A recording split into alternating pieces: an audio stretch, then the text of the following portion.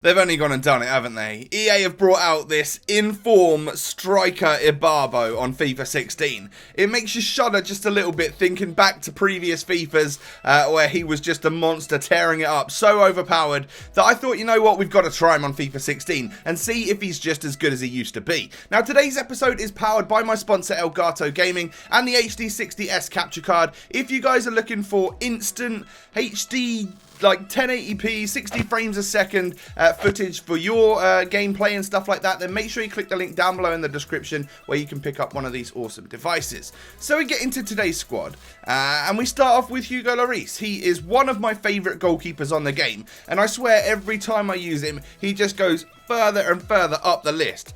Cat-like reflexes, just an absolutely awesome goalkeeper. 85 rated, this is an upgrade of course, and then we move on to the defence, and it's a really solid defence for this particular episode. 80 rated Serge Aurier, I believe he's got an inform or two informs, I'm not 100% sure if you have a bigger budget than mine, but I really like this one. He feels just as solid as the inform version, and then again, another player which is coming right to the top of my list of favourite sort of regular gold items as a centre-back in the game, Raphael Varane. He's super quick and he's tall and he's got great defence and physical. And then he partners up really well with Laporte. I forgot his name for a second there, but it's on my bloody screen. He's 83 rated, good pace, really good defending, and you've got two pretty tall centre-backs there. And then Jonas Hector, who is team of the season left-back in the Bundesliga. Really solid, like good pace, not amazing pace, but really solid pace. Awesome defending, awesome physical, gets up and down the pitch nicely. And in this formation where you've got no actual wide players, it really helps to have those decent fullbacks because they can get up and down the pitch, kind of act like your wingers, I guess you could say. We bring in a couple of legends into the midfield. This ties the squad together really nicely, and I'm using my Gattuso, my first owner Gattuso. He's one of the cheaper legends, and I think he does a great job at CDM. However, in this particular squad, he pushed up and played like a centre forward sometimes, which can be a little bit meh. Javier Pastore, what a player. Absolutely love him on this game. One of my favourites in Ligue 1. And then the upgraded Ilkay Gundogan. Of course, now a Manchester City player. So at some point, we'll get some transfers and he will be a Man City item on the game. And of course, in FIFA 17 and all of that good stuff. So another good German to have in the Premier League, which is awesome. And then Carlos Valderrama. I kind of needed a strong link for Ibarbo and I instantly thought of Legend Valderrama. He's probably the worst legend on the game in terms of like stats and just he's a little bit underwhelming, but I really enjoy playing with him on actually in game. He's such a fun player. He's got this massive blonde afro. It's quite awesome. We then get this little silver tots item. When I say little, he's only 5'3", bless him. It's Vladimir Hernandez. Colombian, of course, same league as Ibarbo, so another strong link to him there. 92 pace, 81 dribbling, but he is tiny and he doesn't pack much of, he doesn't pack a punch, really. And then, of course, the main man. 80 rated, striker, in-form Victor Ibarbo. He's got 93 pace, 84 dribbling, 76 shooting, 72 passing. He's 6'2", and he will do you. Or, well, we'll see if he does or not, because I gotta say I was a little bit mixed with my thoughts about him.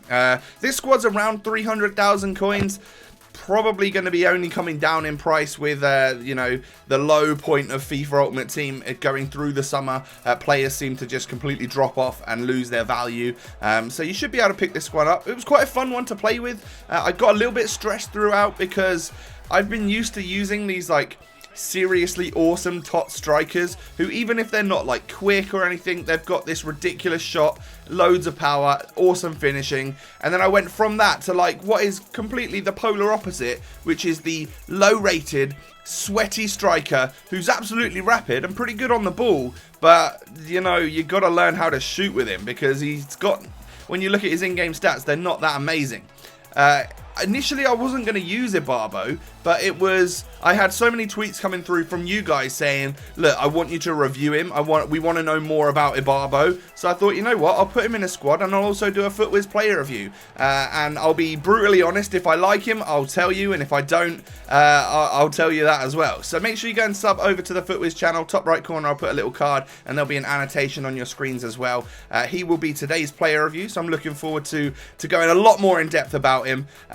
But you'll see a lot of clips in this video of what he can do, and the not so many clips of what he can't do, or where he sort of messes up and stuff like that. But overall, yeah, it was a fun team, bit of a struggle with the fact that I haven't got like your Tots Dybala or something up front who's just ridiculous at finishing the ball, and you know, all of that stuff I've literally been using non-stop in all of my squad builders for the last sort of month and a half, because it's been team of the season. It's been full of that, and I think for the first time in a lot of weeks, we've got this inform which people are like interested in.